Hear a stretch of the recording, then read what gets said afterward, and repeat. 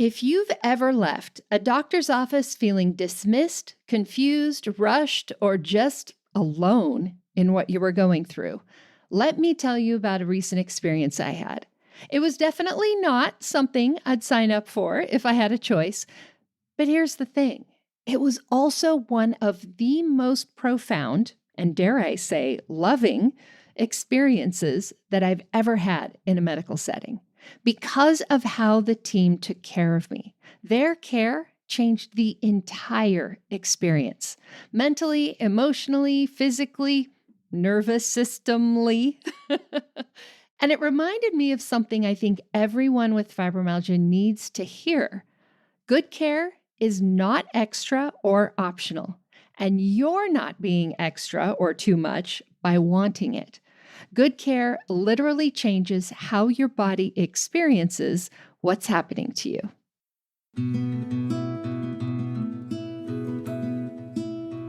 Welcome to the Fibromyalgia Podcast. I'm Tami Stackelhouse, fibromyalgia coach, author, and founder of the International Fibromyalgia Coaching Institute. The goal of this podcast is to empower you with access to the dream team of experts and coaches I've discovered are key to living the fibro life you love. From the comfort of your own home, and maybe even your pajamas, I'll help you take back control of your life and health. To help out with fibro fog, I always include full show notes and additional resources at fibromyalgiapodcast.com.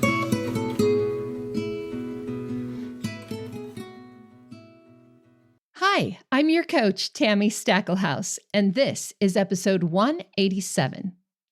If you listened to episode 185, the episode on uncertainty, you heard me talk about having a breast biopsy and then having to wait for the results and how that completely derailed my brain for a while. But today, I want to tell you about what actually surprised me in a good way about that experience. And don't worry, if you haven't listened to 185 yet, this episode will still make sense. You can go back and listen to it when you have a minute. So yes, the procedure itself was stressful.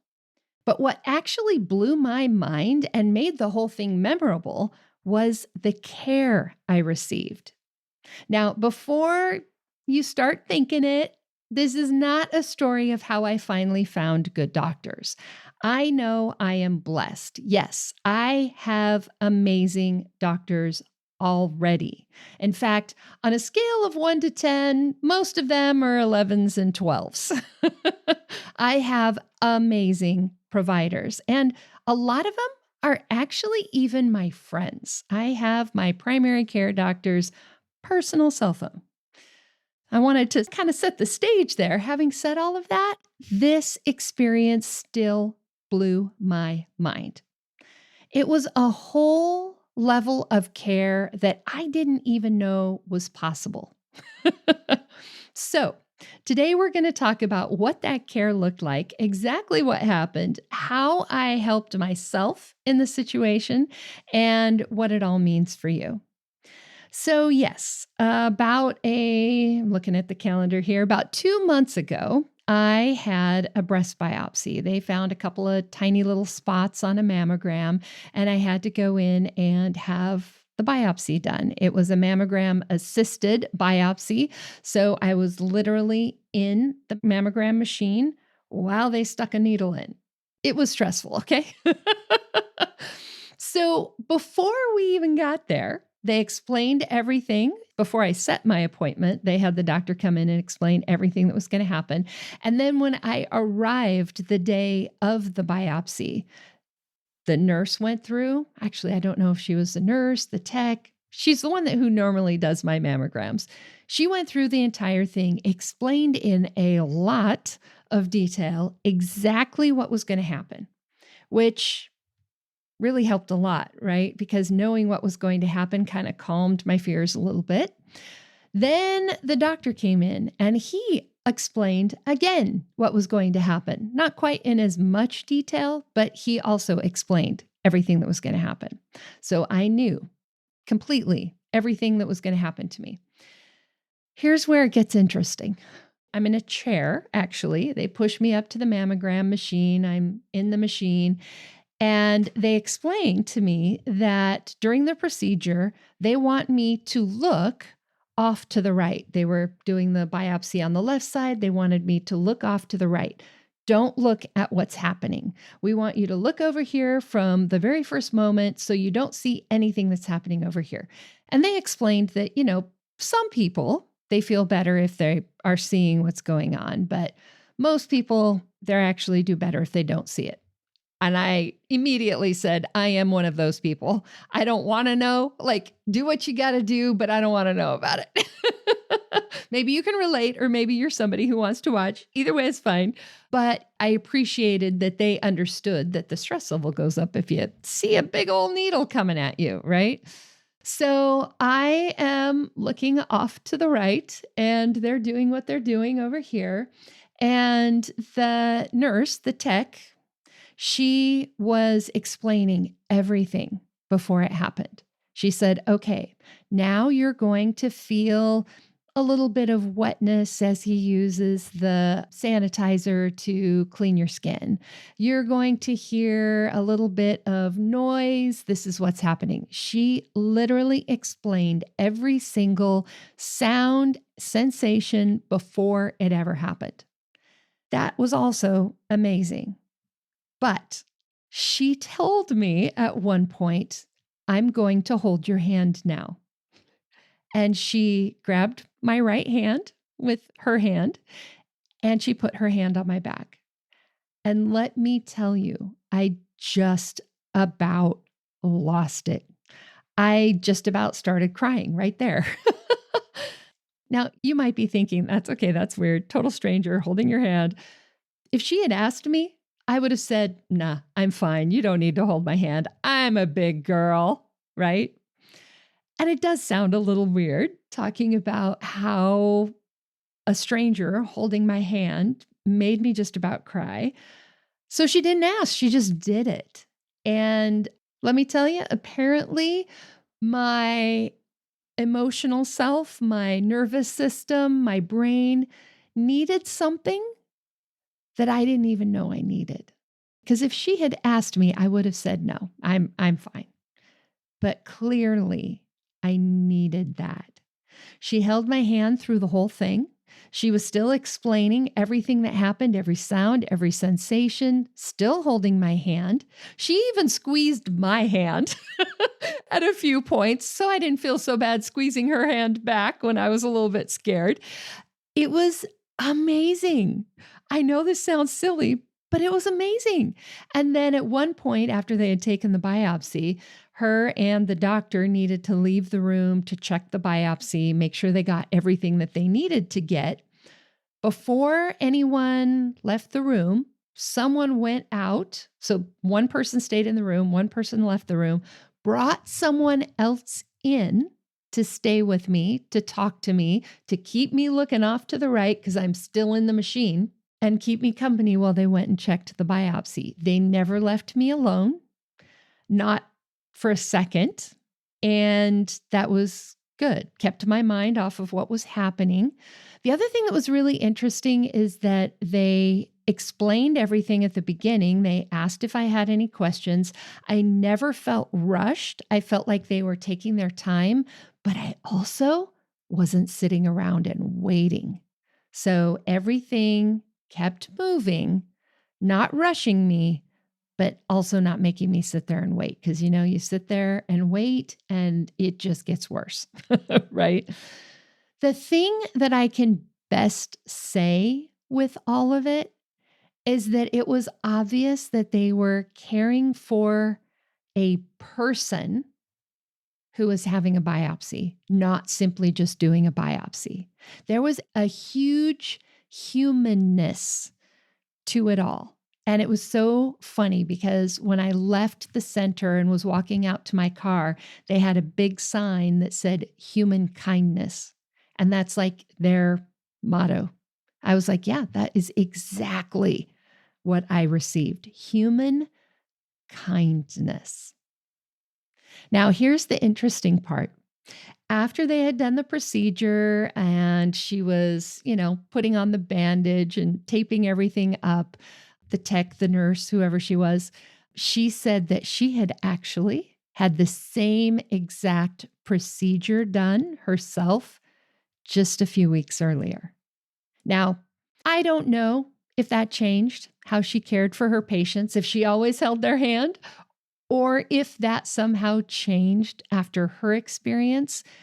But it factored in, right? When you have that lived understanding of being through something yourself, you have such a deeper level of knowledge and of appreciation for what someone is going through, right? It's the reason why someone who's going through the same thing can give you a level of empathy that someone who just cares for you but hasn't experienced it the way that you have, right? They can't give you the same kind of empathy. So that lived understanding, knowing from the inside how this is happening, her body and her nervous system understanding what my body and my nervous system are going through. And it really struck me, not to state the obvious, but it struck me that that's exactly what we do as certified fibromyalgia coaches, right? We all have fibromyalgia. We understand you in a way that your doctor most likely is never going to be able to, unless they have fibromyalgia themselves. Sometimes they do, but most of the time they don't. So that experience, like even now, thinking back to how they made me feel, gets a little emotional because it was exactly what I needed. I had to go through something unpleasant, and they made it as easy as possible. When we were done, she asked me, "So, how do you feel? How was it?" I said, that actually wasn't that bad. Not that I'm signing up to, come back for a repeat, but that wasn't that bad. And the thing that made it not that bad was her care, her holding my hand, her explaining every little thing before they did it. Now, the doctor was good too. I mean, some people are better with needles than others, right? So he did his part. But you have had good doctors who are good with needles before, and it wasn't this kind of care. There's not always a lot you can do to make sure you receive that level of care. You can advocate for it, sure, but sometimes that is just a gift from heaven. It certainly was for me that day. But there is care that you can give yourself. So before I ever went into the clinic, there was care that I gave myself. And I like to call it unapologetic self-care. People use terms like radical self-care or things like that. For me, it's really about being unapologetic. You do not need to apologize for what you need. What you need is what you need, right? And this isn't about pampering. It's not about overreacting. It's about responding to something real that's happening in your body and in your life and providing real support for it, right? So for me, a lot of that was preparation, thinking ahead of time about, okay, this is going to be kind of a scary deal. So how can I clear my calendar to make sure that I'm not already going in stressed, right? I mean, it's going to be stressful. I am going to be walking in stressed out, but I don't need to also be walking in stressed out because traffic was crazy and I'm rushing from my last class or anything like that, right? I made sure I left early. I made sure I canceled things around the appointment so that there was no rush. I also made sure that I was well rested and well fed, right? When we are tired, when our blood sugar is low, our capacity to handle stress goes way down. So I made sure I was rested. I made sure I was well fed. I'll be honest, I took some extra medication and I took some extra supplements, Leading up to it, I did take some extra supplements specifically designed to help support the neurotransmitters that help us deal with stress. Things like GABA, things like 5-HTP, made sure I was right on top of those, taking them. And I will also fully admit that before I went to the procedure, I kind of backed up when I needed to take these, but I did take some pain medication. I didn't know how much it might hurt or what they might give me there, but I took some tramadol. And yes, I also took a Xanax. Now, whatever you may think about medications, I personally believe they are tools. Tools to help us do whatever we got to do, right? It's no different to me than an ice pack or a heating pad or a handicap parking pass or a stool in the shower. These are tools. You do not get bonus points for white knuckling your way through life without using any tools. Okay. So I used the tools at my disposal, took some tramadol, took a Xanax. I also planned my recovery time. So I scheduled the appointment on a day where I knew I had no classes, no clients the next day, and even made it so that the rest of that week was pretty light and had the week off afterwards. Maybe a little more time off than I needed. But come to find out, as you might have heard in episode 185, this added stress caused all kinds of things that weren't totally expected, right? So I had quite a bit of nervous system overload. I wasn't hurting. I actually didn't hurt really hardly at all. I had an ice pack in my bra for that day, but that was about it. I didn't even take any Advil or Tylenol afterwards. It really didn't hurt that much. But my nervous system, oh my goodness, severe overload. I realized that what I was dealing with was that uncertainty, which is what that other episode is about. But it made me super tired. My brain just wasn't fully functioning. I was catching myself being late to class. I'm the teacher. I was late to class and just all kinds of other things. Like I just couldn't focus to get my work done. I was just so tired all day, even when I got my normal amount of sleep. So realizing, as I said, this is a real thing that's happening in your body and it needs real support. I actually canceled some plans. I laid down on the couch and took a nap a couple of different days. I slept in. I went to bed early. I moved deadlines around so that I didn't have to make any major decisions. Now, I realize a lot of these things I could do because I'm my own boss, right? It's my company. I'm the one who decides what the deadlines are in the first place. So I'm just going to decide to move them. And I realize not everybody can do that. But if you are going to be going through something like this is where that advocating for your needs comes in. This is where you maybe need to go to your family and say, hey, I'm going to need more help than I thought I was going to need. Or go to your boss and say, hey, this actually took more out of me than I expected. I need some time or I need to pass something off to somebody else. These are all things that you actually could advocate for. The main point here is simply treating what's really happening as a real thing. In episode 185, I kind of mentioned that at one of those days I was running late to class. I was like, oh gosh, what excuse can I give them? I didn't really totally think of it like that, but that's kind of the emotion behind what I was thinking. And I thought, whoa, hold up. You don't need an excuse. This is real. There's real things that are happening to you. And so getting the support that I needed, I shared what was happening with me with my students. Said, hey, just so you know, this is what's going on. My brain isn't all here.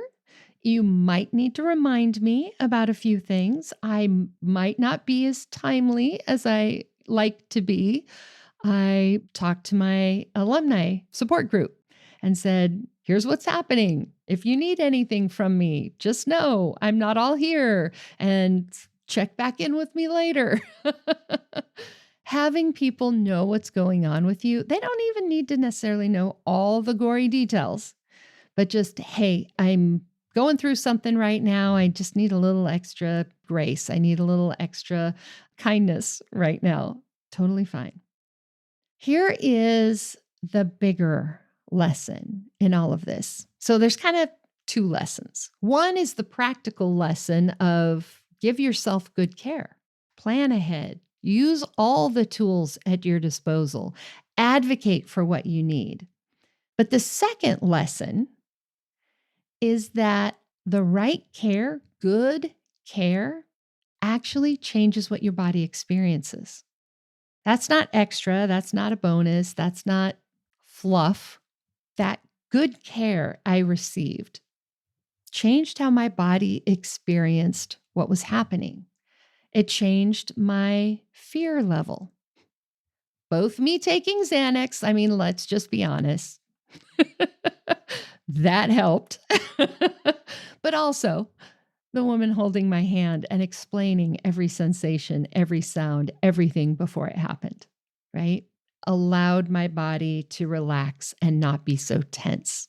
It allowed my nervous system to recover more quickly afterwards. I'm sure it also caused less pain, right? I mean, you know how it is with fibromyalgia. Fibromyalgia is an amplifier. And so any pain that we feel, if your fibromyalgia is cranked up, it's going to turn up the volume of any pain.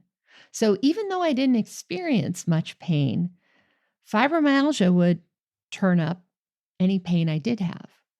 But because my nervous system was calm, I was calm, she took really, really good care of me, physical contact, all of those things are actually known to change how your body responds to pain.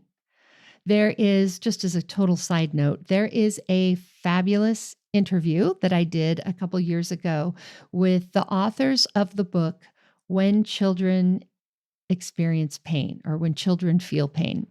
Just check today's show notes. It'll be in there. I don't remember the title exactly.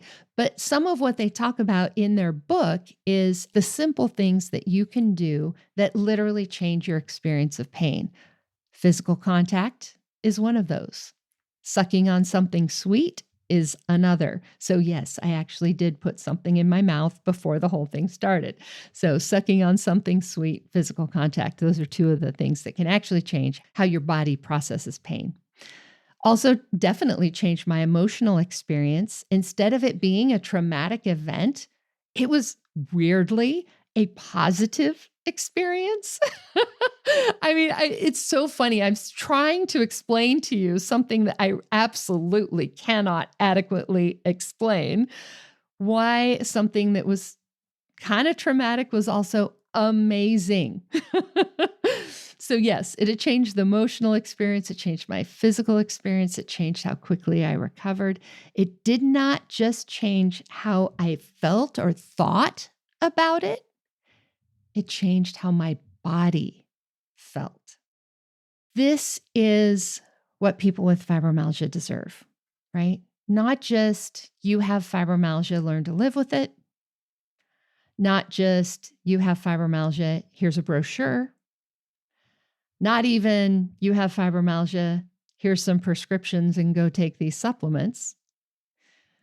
We also deserve that explanation of here's what's going to happen next. Here's what you're going to feel and experience. We also deserve that preparation ahead of time. Okay. If we're talking about taking a medication or going to physical therapy or trying acupuncture or just learning how to better manage your own energy and the way you use it, that explanation of that, the preparation of that, someone who is in partnership with us, someone who is holding your hand and squeezing it at the scary parts. We deserve that humanity, right? That human kindness. We deserve to have care that is aware that we have a nervous system that is easily triggered. With fibromyalgia, that switch between calm and fight or flight, that changes very quickly and very easily, and then we get stuck. We deserve care that understands that. We deserve whole person care. And I don't just mean your whole physical body, right? Because, your brain is connected to your big toe, like it's all connected, everything in between, but also who you are with your emotions, your thoughts, your fears, your history that you come in with, your spirituality, your whole everything that is who you are. We deserve care that recognizes that you are a whole person, not just a body. So, what does all this mean for you? I'm sharing my experience, but there is a reason I'm sharing my experience. There are some questions I would like for you to ask yourself and to think about when you have a minute, whether that's right now and you hit pause or whether you come back to it or just think about it as you go through your day.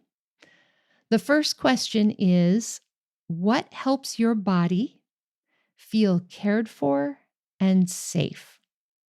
You might not know the answer to that. And if you don't, that's okay. The goal here is to start thinking about that, start paying attention. When you're in a space, a time where you do feel cared for and safe, what's happening around you? My husband makes me feel brave.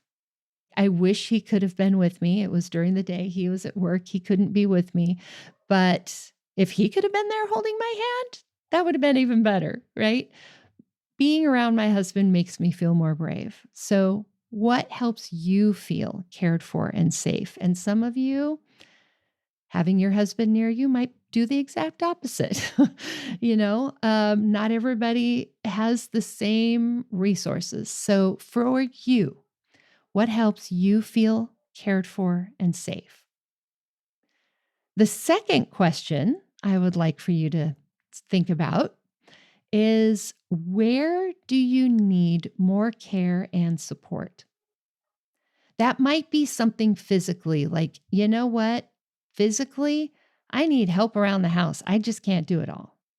Or maybe it's emotionally. Maybe you're like, I need someone I can talk to about how I really feel about things. I need someone to take my side every now and then, whatever it might be. Maybe it's something super specific, like, you know what? My headaches are really getting in the way of me living my life. I need someone to help me take better care of my brain, my headaches. It could be anything. Where do you need more care and support? And then the last question I want you to think about is, what would treating yourself with the idea this is real, not what excuse can I give, but, oh, I'm going through something real. What would treating yourself like that actually look like? What would unapologetic self-care look like? Because let's be real, sometimes receiving good care is someone outside of you giving you that human kindness, right? Seeing you as a person, not just a body. If we're talking about our providers, you're a person, you're not just a body.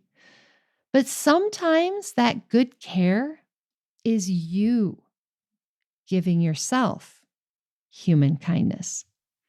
So many of us, man, the way we talk to ourselves in our heads, where nobody can hear how bad I'm being to myself. If you had a billboard above your head that printed out what you were thinking, or if you had a loudspeaker that was broadcasting out loud what you were thinking and what you were saying to yourself, would you be proud of that? Or would you be really embarrassed and horrified? I tell you, there are times when I'm horrified. Even still, even after working on this as long as I have been working on this, which is pretty much since my fibromyalgia diagnosis back in 2007, so 20 years of working on this, there are still times where I am horrified at the way I'm talking to myself. I would never speak to another human being like that. I wouldn't speak to an animal like that. I probably wouldn't even speak to my computer. Well, I might speak to my computer like that if it was misbehaving. But the point is, how are you talking to yourself? Are you treating yourself with human kindness, with grace, with understanding? Are you treating yourself the way that you would treat somebody that you love? Or are you treating yourself with contempt, with frustration, with anger?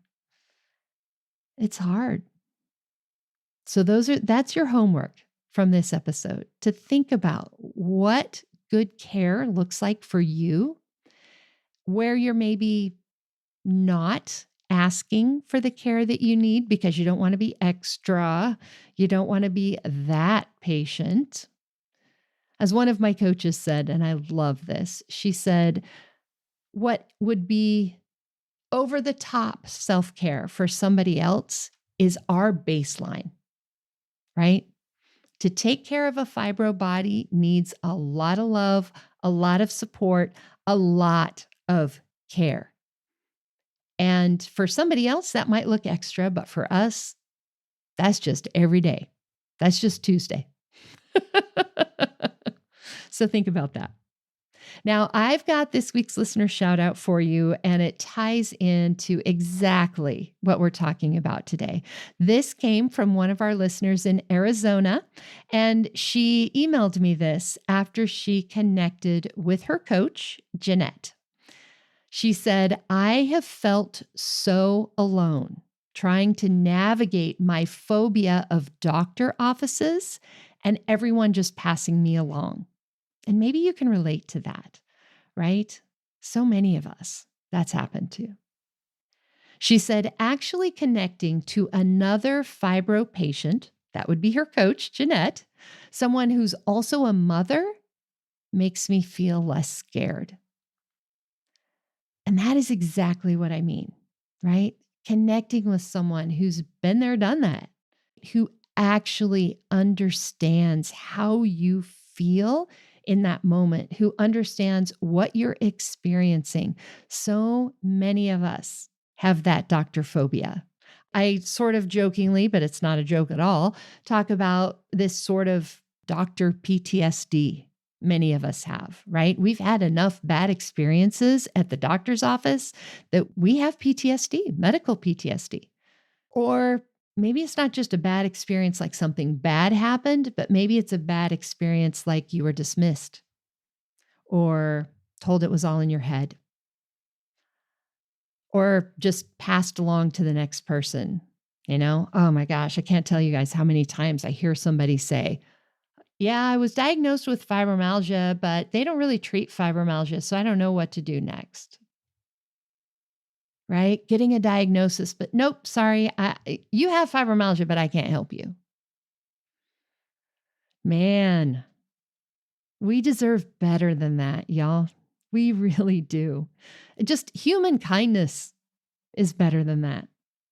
So, because I did so much editorializing, I'm going to read that quote again. I have felt so alone trying to navigate my phobia of doctors' offices and everyone just passing me along. Actually connecting to another fibro patient who's also a mother makes me feel less scared. That's what it's about, guys. Feeling less scared, feeling understood, feeling like you don't have to go through all of this alone. Having somebody actually tell you how you can get your life back, not just tell you, here's how you can manage your fibromyalgia, but here's how to have your life back. That's what we're all about. Now, as I wrap up, I do want to give you a little bit of an update as I'm talking about taking care of yourself and making sure I practice what I preach.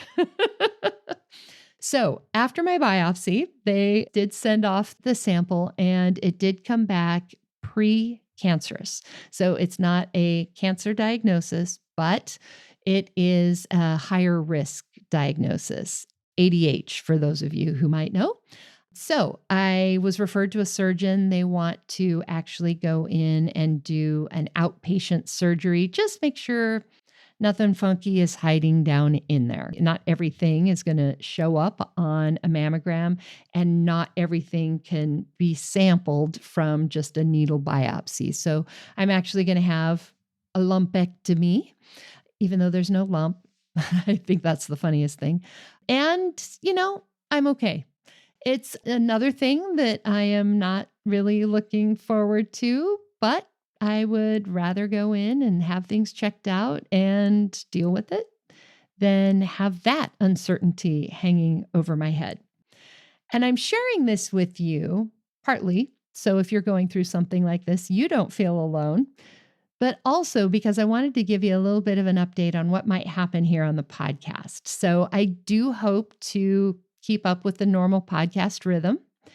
However, depending on how my brain and my body feel, I may decide that you need a replay of one of our greatest hits.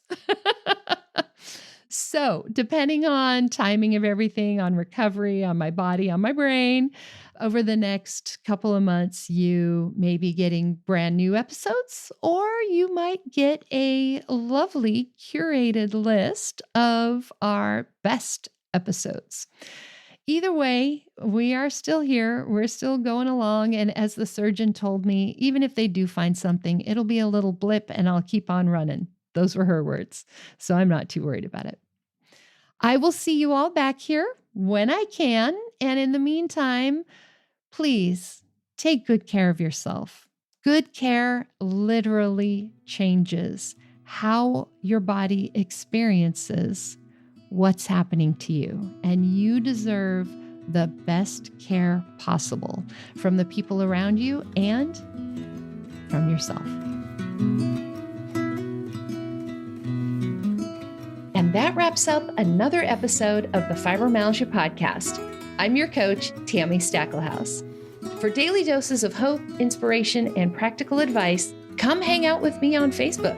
Visit facebook.com/fibrocoach to find my personal coaching page and connect with me directly. To find the show notes, additional resources, or to schedule a consultation with me or one of my coaches, visit fibromyalgiapodcast.com.